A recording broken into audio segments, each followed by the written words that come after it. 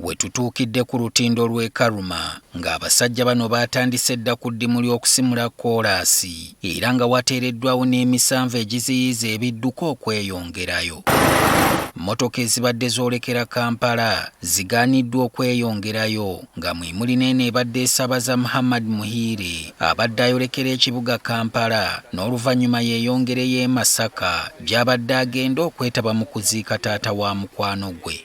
Olw'okuba nti abadde mu bwangu, Muhire asazeewo atambuza ebigero okuyita ku lutindo luno asobole okufuna entambula emwongerayo.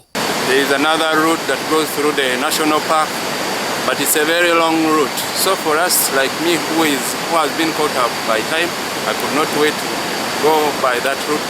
So I decided to drop from the taxi. As you can see, the taxi that is still parked there is the one I came with. Olutindo luno lwaggalwa emirundi ebiri omwaka oguwedde mu April ne September okusobola okuddaabirizibwa era lwaddamu okuggulwawo mu December w'omwaka gwe gumu.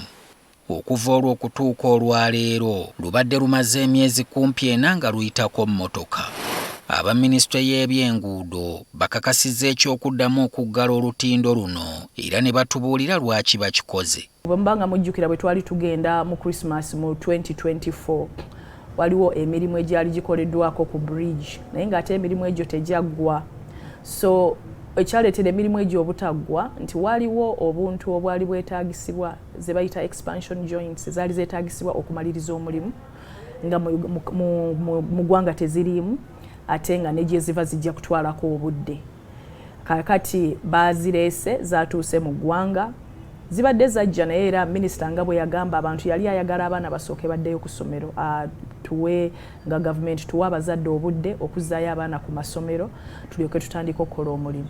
So abaana bazzeeyo ku ssomero, contractor ng'ali ready, so kwe kutandika omulimu. Era bridge yaggaddwawo leero Monday nga 24 omwezi ogwokusatu. Tukkiriza nti omulimu guno guyinza okutwala weeks nga 3.